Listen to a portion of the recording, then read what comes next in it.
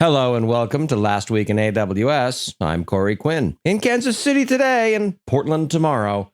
No rest for the wicked, which is me. Let's dive in. Introducing Amazon EC2 high memory U7i instances. At the top end, these things cost $407.68 an hour. Bring money, even by SAP HANA standards. This episode's been sponsored by our friends at Panoptica, part of Cisco. This is one of those real rarities where it's a security product that you can get started with for free, but also scale to enterprise grade. Take a look.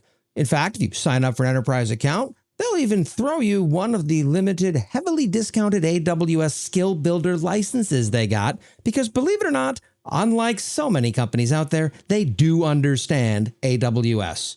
To learn more, please visit panoptica.app/lastweekinaws. That's panoptica.app/lastweekinaws. Amazon API Gateway integration timeout limit increases beyond 29 seconds. Well, if this isn't the end of an era, what is?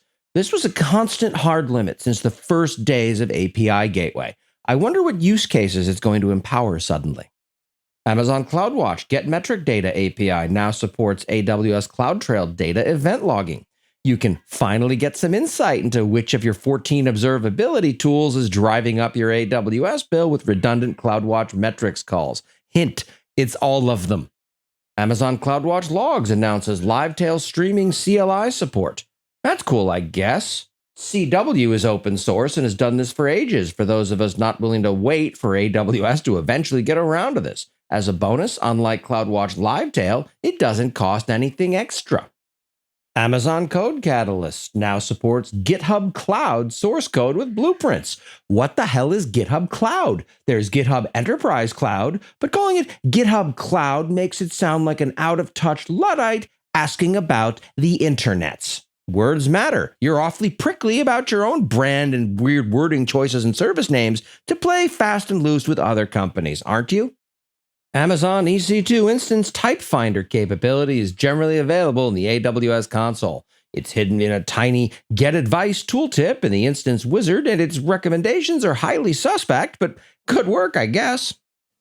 Few things are better for your career and your company than achieving more expertise in the cloud. Security improves, compensation goes up, employee retention skyrockets. Panoptica, a cloud security platform from Cisco, has created an academy of free courses just for you.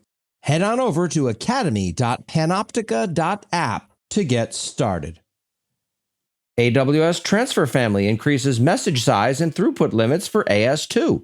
Excitingly, you now get to not have to request a limit increase until you're spending $51 million a month on this monstrosity. Great. It would be easier to send it via SMS or FedEx. Introducing CloudFront Hosting Toolkit. I always wondered when AWS would take a whack at competing with Vercel, Render, etc., but hadn't considered what form that competition would take.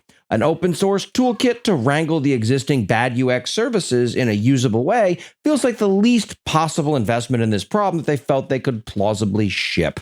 And that's what happened last week in AWS. I'm cloud economist Corey Quinn. Onward we go.